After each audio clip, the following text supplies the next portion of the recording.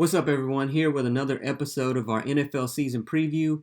We've worked through about half of the league now. We're doing the New York Giants today. We're going to do the same as previous episodes where we hit the same topics. Last season, the additions, the subtractions, their strengths and weaknesses, going through the entire depth chart, discussing where they can improve, where their high points are at, and where their weaknesses are at.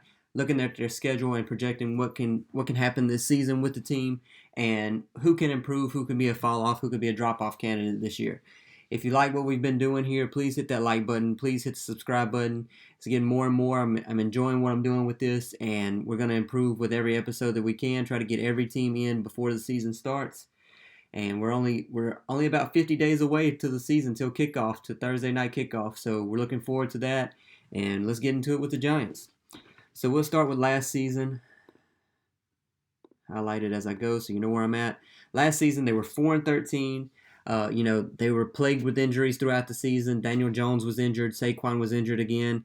The coaching staff was horrible. I mean, they ended up cleaning the entire staff out.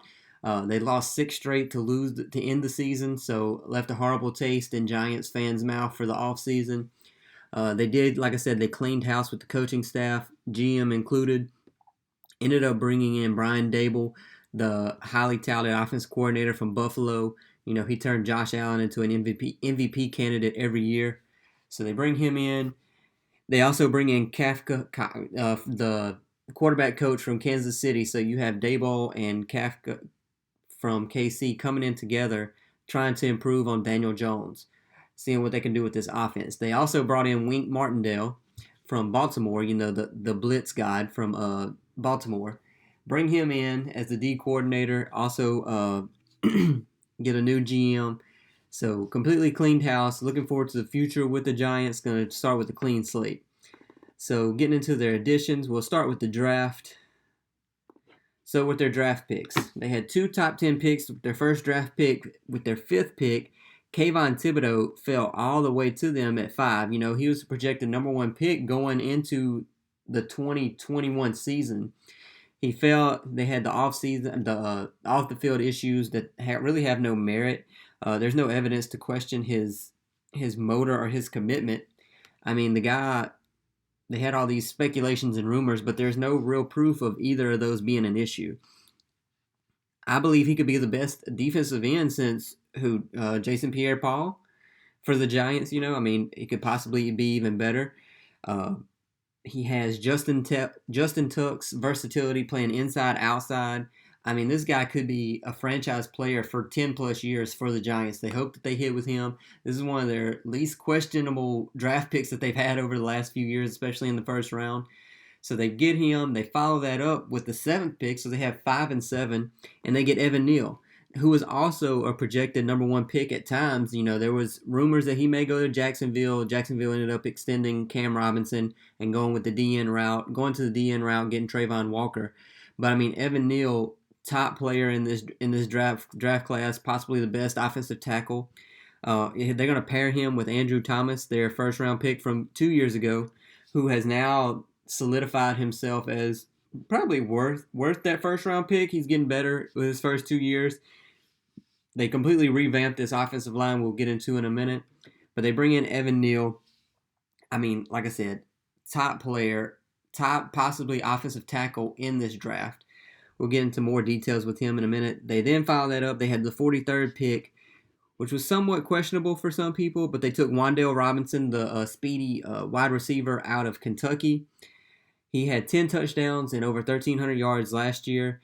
The question about bringing him in is that he has basically the same skill set as Kadarius Toney. So that was the question mark about them bringing in Wan'Dale Robinson whenever Sky Moore was still on the board.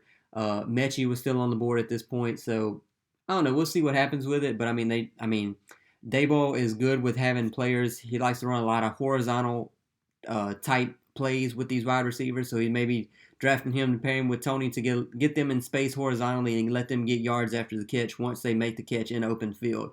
Help Daniel Jones with his accuracy issues, getting him open on the short routes, and letting them do the work after the catch.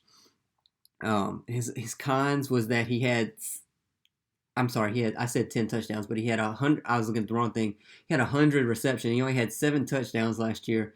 The con with him is that he had 7 drops too. So I mean, he's got to work on the hands a little bit, but we'll see what happens. Questionable draft pick there. Then they followed that up with third round. They got, where's he even at on here?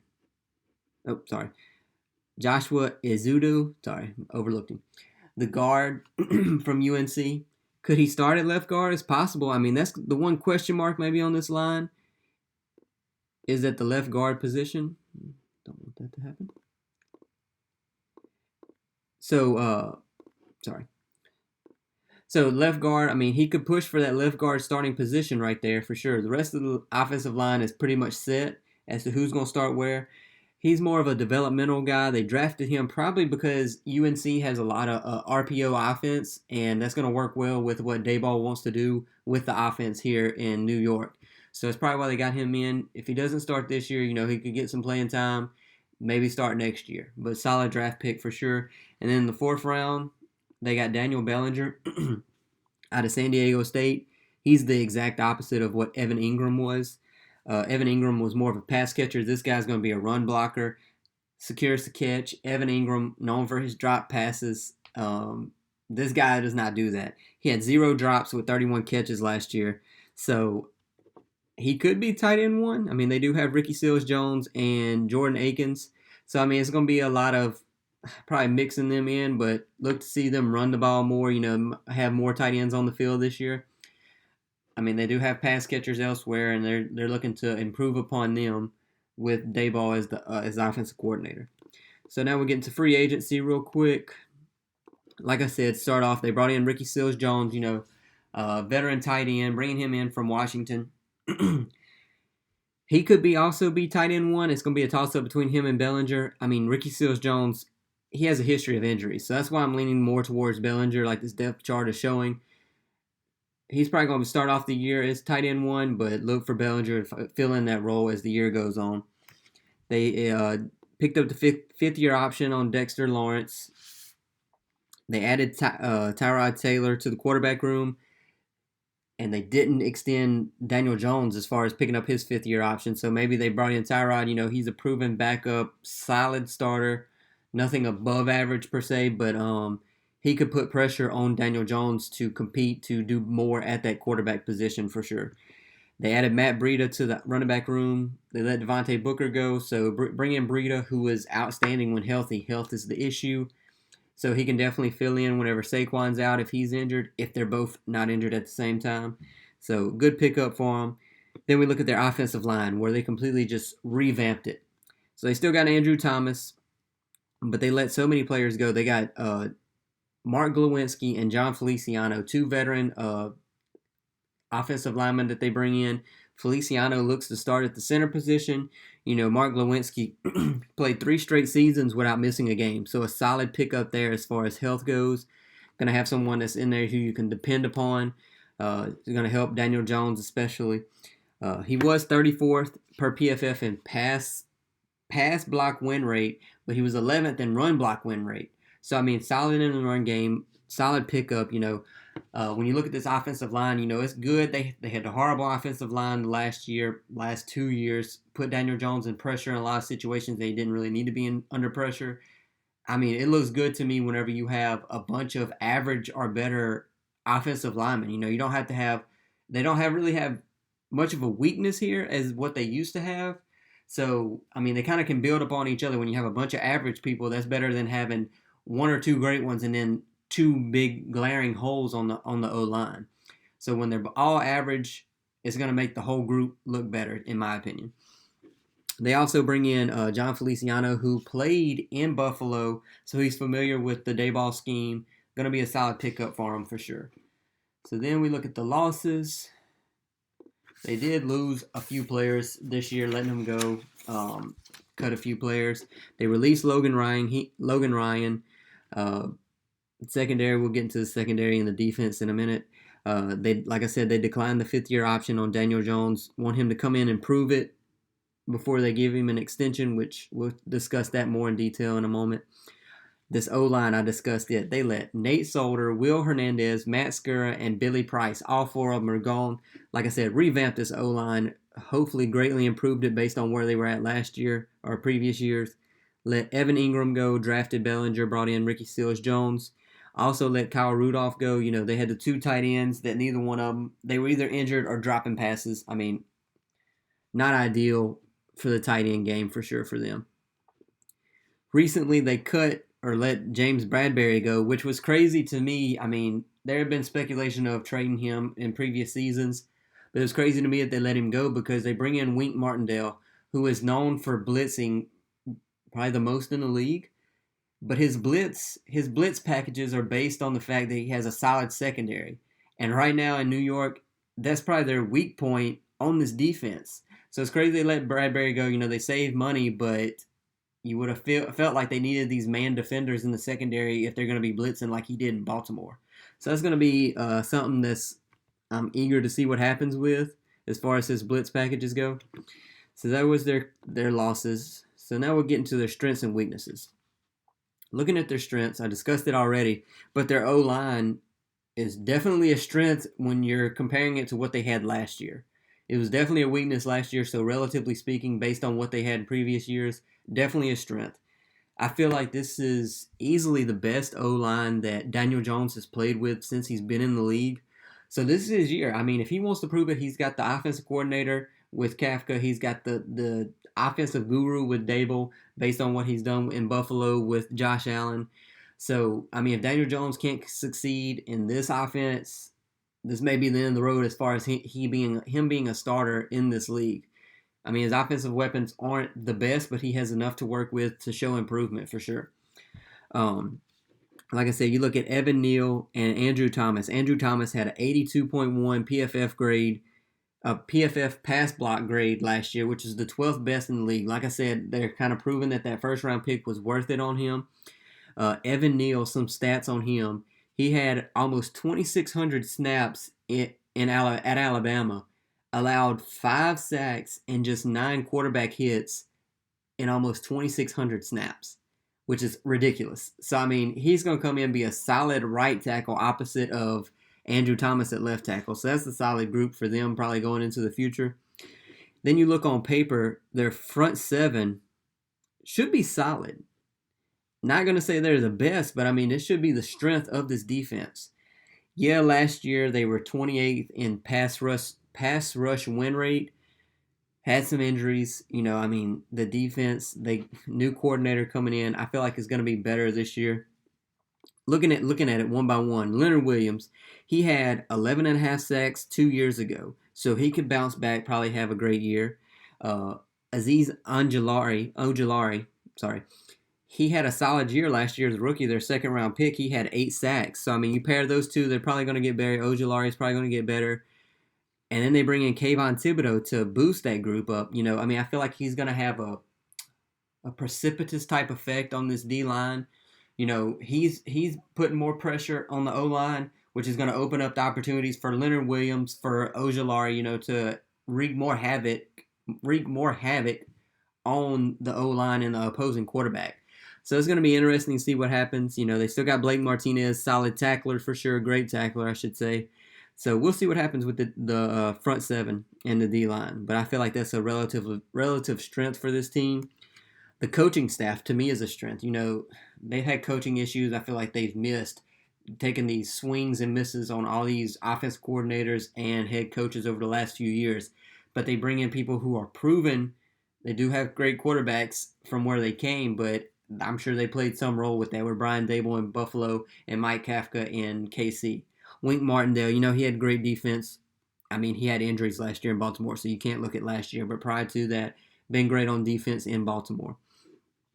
Another strength is that they have the easiest strength of schedule per PFF.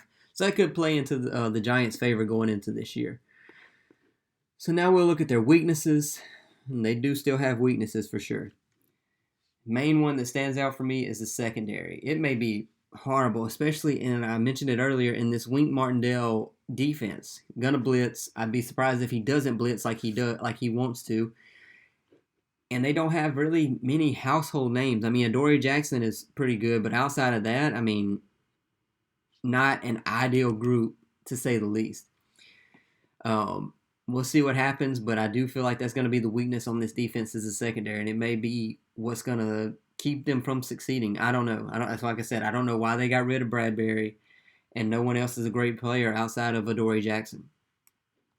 Quarterback play is still a weakness in the sense of he's not a franchise quarterback. He hasn't proven to be a franchise quarterback yet.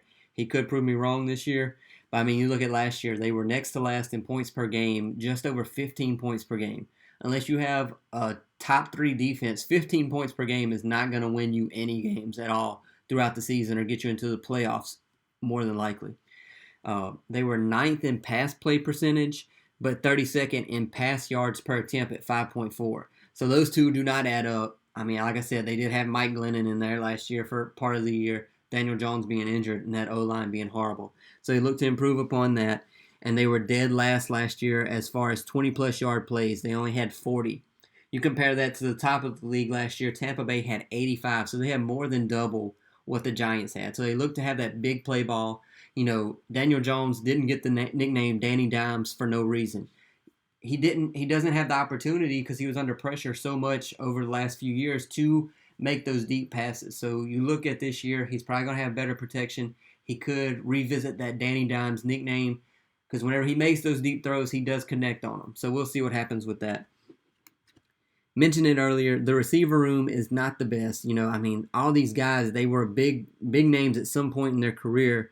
Sterling Shepard, injury-ridden.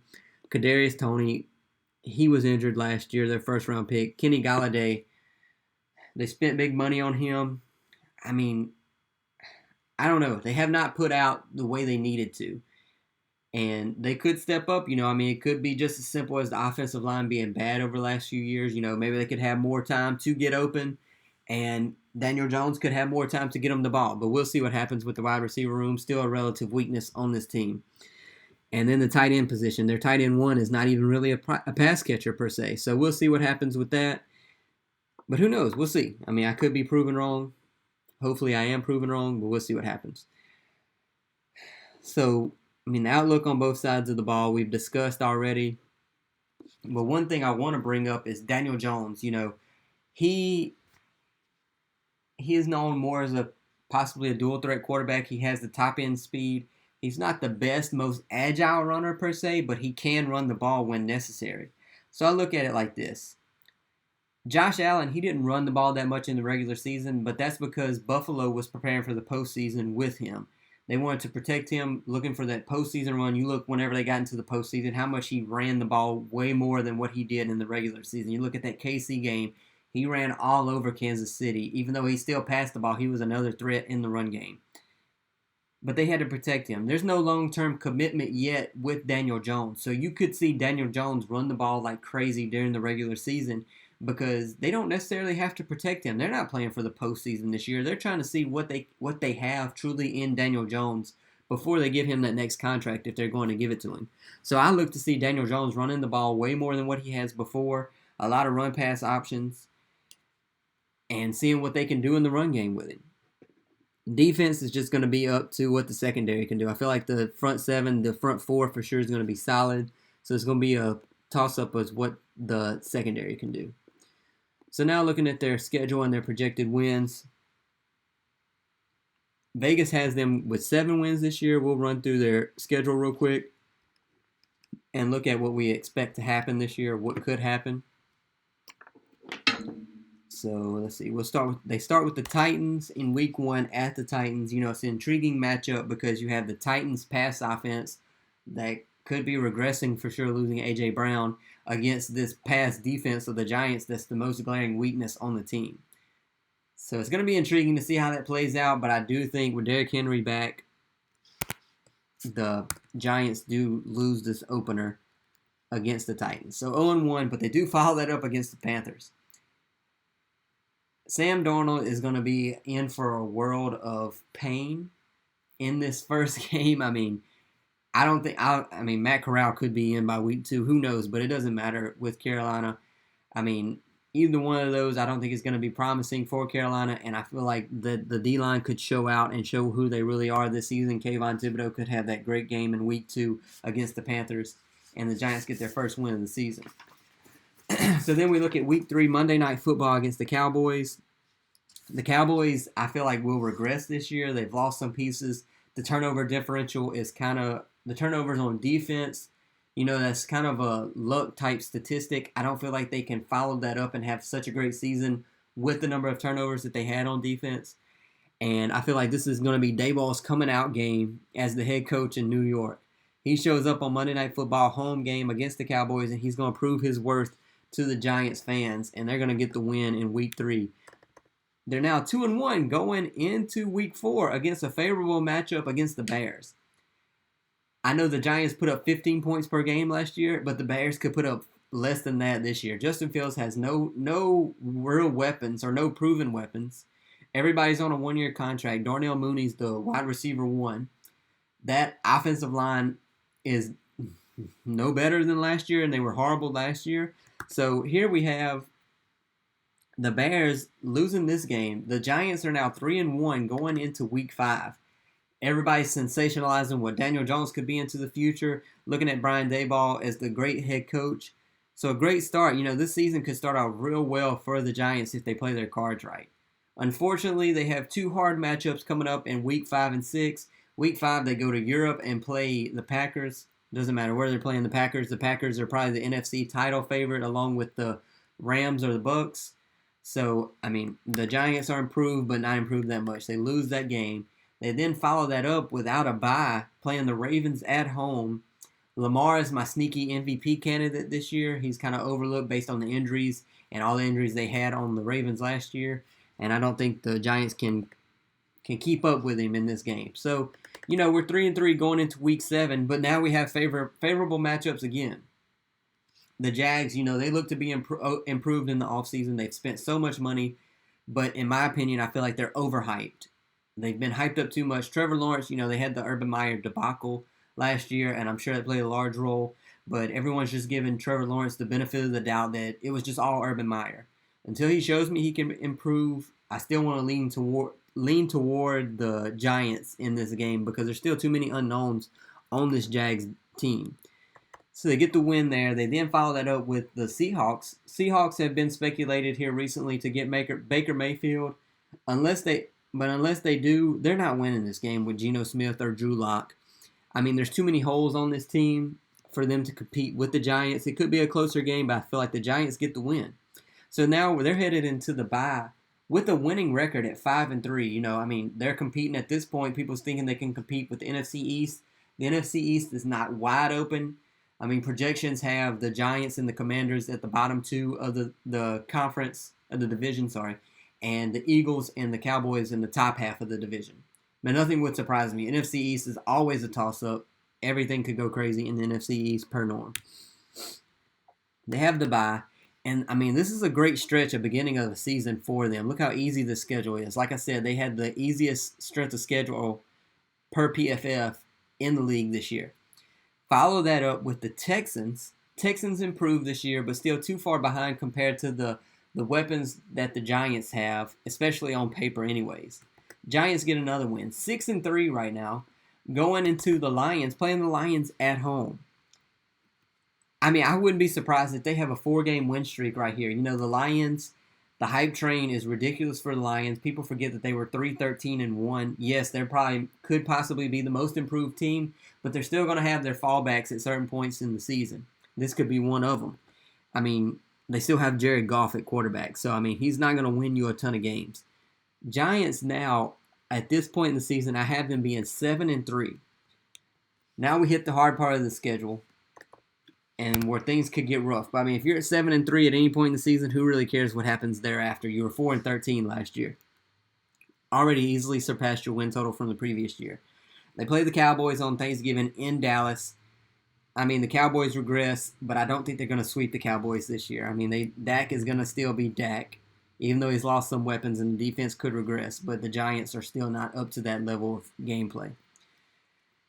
They do play the Commanders. They play them at home. The Giants, like I said, have improved. and this one is at home. I want to say that the Giants get the win here. They're playing against Carson Wentz. Carson Wentz is not going to sweep the Giants for sure. So they get the win there. They're at 8 wins right now. Already at 8 wins, but here's the struggling part of their schedule. They end the season on a hard schedule. They play the Eagles. Could be the NFC East winner. I mean, Jalen Hurts could be the most improved player. They got A.J. Brown. I don't think the Giants can win this one. Like I said, they're not sweeping the Commanders as well. I think Wentz will get one of the two. He has his highs and his lows, and this one is in Washington. So they lose that one. They follow that up with the Vikings, unfortunately. And the Vikings, I feel, are going to be playing for a wild card position. They got the new coach. They're going to be improved. They're going to change things up on offense and defense. And the Giants lose a third straight. Like I said, this end of the season is going to be rough for sure. They play the Colts. Colts are probably playing for the division title. They have Matt Ryan, which is a great improvement over Carson Wentz with basically the same team as last year. So, I mean, another loss, unfortunately. And the Eagles may be playing for the division title or a wild card. And, I mean, the Giants, as much as I want to give them the win, I can't give them too many wins based on what we've seen in the past. I do think they're improved, but they do end the season on quite a losing streak, but still looking great into the future. All these games that I have them losing here at the end, I do feel will be relatively close, but I don't think they have the firepower to win these games. Would love to be proved wrong, but I mean, I feel like they're going to end the season with about an 8-9 record, which is what I have projected here. I would think Giants fans would feel outstanding if the season ended 8-9 compared to their 4-13 season last year. So now, that's projections for this year. With each episode, I look at the top positions in each top players in their positions, who could be top 5, who could be top 10. Top 5, could Andrew Thomas get into that top 5 left tackle talk? It's possible. You know, he could go all out. He was the 5th best offensive tackle under 25 per PFF. So could he take a top 5 step into everybody? Possible. Outside of that, I don't really see any top 5 players on this team. Top 10. Saquon, can he get back to old form if he can stay healthy on this team? He's in this run-pass RPO offense. You know, I mean, he could be a top 10 running back. Leonard Williams, could he bounce back to his 2020 season and be top 10? Adoree Jackson, can he take a huge leap and be a top 10 cornerback? Is it going to happen? Maybe not, but it is possible for sure. And then Kayvon or Evan Neal, could they surprise everyone? They're a top 10 pick. Could they be a top 10 player? Wouldn't surprise me in the least. So that's a lot of hope for that for sure. Then we look at their MVP caliber players and their most improved players on the team. MVP players, no, I don't. Unfortunately, I don't foresee any on this team. Most improved, I do think it's going to be Daniel Jones. I know a lot of people have written Daniel Jones off at this point. They didn't extend him for his 5th-year option. But I feel like he has a much better O-line, has a proven offense coordinator and a head coach for once, finally, in his career. He has the best O-line he's had in his career. He's going to show improvement. They have a new offense to bring in. Don't have Jason Garrett in there. I feel like he's going to improve. I want to say it's going to be enough to keep him in New York. I hope it is. But we'll see what happens. He's my candidate for most improved on this team. So now you look at their best and worst outcomes this year. Best outcome is the offense is revamped. These wide receivers finally show up and do something. Daniel Jones is a top 15 quarterback. The O-line is average or better. The D-line is average or better. And the secondary can stay out of the bottom 10. That's the best outcome for this team. And if that happens, they're looking at 9-8, 10-7 potentially. Could be the surprise team of the year, making a wild card appearance for the playoffs. I mean, with Brian Daboll and this offense coordinator, it would not surprise me. But that's the best outcome, in my opinion. Worst outcome is Daniel Jones continues to be the mistake maker and the lack of accuracy that he's had over previous years. Hoping not. Saquon stays injured. These wide receivers are still not producing. The secondary is horrible. Wink continues to blitz without secondary help. And they finish the season 5-12, 6-11. Looking at a top 10 pick again. Hopefully not, but drop-off candidate for me, I feel it's kind of an easy pick for me. Unfortunately, I think it's Kenny Galladay. I mean, you look at his stats last year, he was open on only 14.5% of his routes last year. That's only like 1 out of every 8 routes. Yeah, I think that was partially due to Jason Garrett, but I feel like he was never open. I mean, Matthew Stafford was a better quarterback than Daniel Jones was. I'm hoping I can be proved wrong, but it wouldn't surprise me if he was a drop-off candidate and continued to struggle again this year. See what happens, but he's my drop-off candidate for this team. Uh, are they a division winner? No. Like I said, I have them going 8-9. Most intriguing thing for this team is Daniel Jones. What's he going to do this year? Is he going to improve? Is he going to get that fifth? Is he going to get a new contract per se to stay in New York? Are these draft picks going to hit? These two top 10 picks, are they going to be great? And how much is Brian Daboll going to come in and change his culture, change his team? Don't be the Joe Judge nonsense that they had there. Ben McAdoo, get all that out of here. Hopefully Brian Daboll can change his culture and have a winning culture going forward into the future. Can he build a ground level team that can show that they're ready to compete for years to come? So that's our review with our preview of the New York Giants. Looking forward to the season. They're one of my top teams to cheer on this year. Probably going to choose them as my Madden franchise as far as rebuild, and looking forward to them into the future. If you liked the video, please hit that like, comment, subscribe button. Hit the 10 subscriber point so we're looking forward to the future. Things are coming up for sure. I'm enjoying these previews. Looking forward to getting into the season. Like I said, just 50 days away.